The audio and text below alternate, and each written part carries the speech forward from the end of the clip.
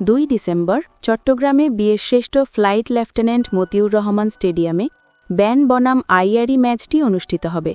খেলাটি শুরু হবে ভারতীয় সময় দুপুর 1:30টায়।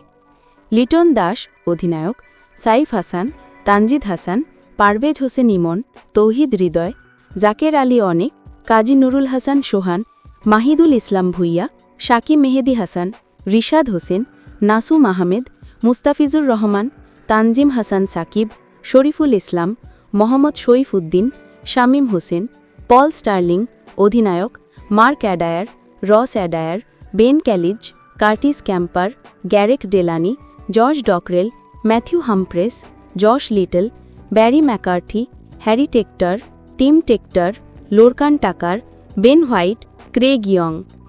পারভেজ হোসেন ইমন আগের ম্যাচে যে সময়োপযোগী ইনিংস খেলেছিলেন তা কাজে লাগিয়ে সিরিজের নির্ণায়ক ম্যাচে শক্তিশালী পারফরম্যান্স দেখাতে চাইবেন। ইমনের মুখোমুখি হবেন ম্যাথিউ হামফ্রেস, যিনি আবারও আয়ারল্যান্ডের হয়ে নতুন বল নেবেন এবং উইকেট নেওয়ার আশা করছেন, যা দ্বিতীয় খেলায় হয়নি। লিটন দাস বনাম মার্ক অ্যাডায়ার। বাংলাদেশের টি-20 অধিনায়ক লিটন দাস, যিনি গত খেলায় ম্যাচজয়ী অর্ধশতক করেছিলেন, তিনি আবারও সামনে থেকে নেতৃত্ব দেওয়ার চেষ্টা করবেন। লিটনের মুখোমুখি হবেন মার্ক অ্যাডায়ার, যিনি শেষ ম্যাচে তাকে হারিয়ে আয়ারল্যান্ডকে খেলায় ধরে রেখেছিলেন। আয়ারল্যান্ডের অধিনায়ক পল স্টার্লিং, যিনি আগের খেলায় দলকে দুর্দান্ত শুরু এনে দিয়েছিলেন, আসন্ন খেলায়ও একই রকম কিছু করতে চাইবেন। স্টার্লিংকে নাসুম আহমেদের চ্যালেঞ্জের মুখোমুখি হতে হবে, যিনি পাওয়ার প্লেতে 1-2 ওভার বল করবেন। অভিজ্ঞ আইরিশ ব্যাটসম্যান হ্যারি টেক্টরকে দায়িত্ব সামলাতে হবে এবং মিডল অর্ডারে ব্যাট করার সময় দলের জন্য গুরুত্বপূর্ণ রান করতে হবে।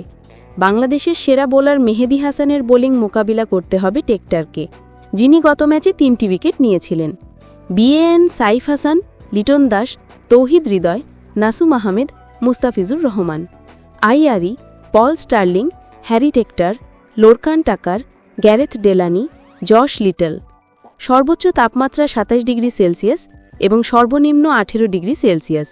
চট্টগ্রামে খেলার সময় বৃষ্টির কোনো সম্ভাবনা নেই। আয়ারল্যান্ডের বিরুদ্ধে 3 ম্যাচের সিরিজ জয়ের জন্য বাংলাদেশ দ্বিতীয় ম্যাচে ব্যাট, বল এবং মাঠে যে পারফরম্যান্স দেখিয়েছিল তার পুনরাবৃত্তি করতে চাইবে। অন্যদিকে আয়ারল্যান্ড আগের ম্যাচে হাড্ডাহাড্ডি পরাজয়ের পর দৃঢ়ভাবে ঘুরে দাঁড়াতে এবং সিরিজ জয়ের মাধ্যমে সফর শেষ করতে নিজেদের প্রস্তুত করবে।